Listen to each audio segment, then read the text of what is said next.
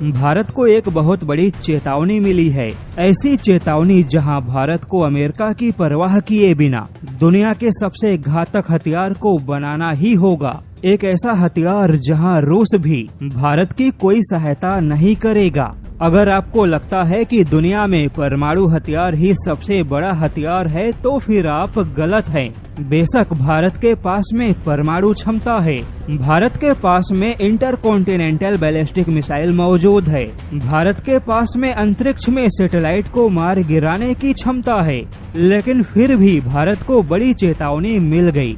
जी हाँ, भले ही भारत के पास में 180 से ज्यादा न्यूक्लियर वेपन्स मौजूद हैं, जो कि खुद में बहुत ही विनाशकारी हथियार है, लेकिन भारत के पास में थर्मो न्यूक्लियर वेपन नहीं है। यानी कि भारत के पास में HB वेपन हाइड्रोजन बम नहीं है। और खुद अमेरिका के ही रक्षा जानकार एशले टेलिस ने भारत को आगाह किया कि भारत को किसी भी हाल में हाइड्रोजन बम यानी कि थर्मो न्यूक्लियर वेपन का परीक्षण करना चाहिए। हालांकि भारत ने 1998 में 5 परमाणु बमों का परीक्षण किया था और इस परीक्षण में भारत ने थर्मो न्यूक्लियर डिवाइस का भी परीक्षण किया। हालांकि भारत ने इसे सफल बताया था, लेकिन अमेरिका मानता है कि भारत के परमाणु हथियारों का परीक्षण तो सफल था, लेकिन थर्मो न्यूक्लियर डिवाइस का परीक्षण पूरी तरह से सफल नहीं था। और अब खुद अमेरिका के ही रक्षा जानकार ने कहा है कि भारत को फिर से थर्मो न्यूक्लियर वेपन से यानी कि हाइड्रोजन बम का परीक्षण करना चाहिए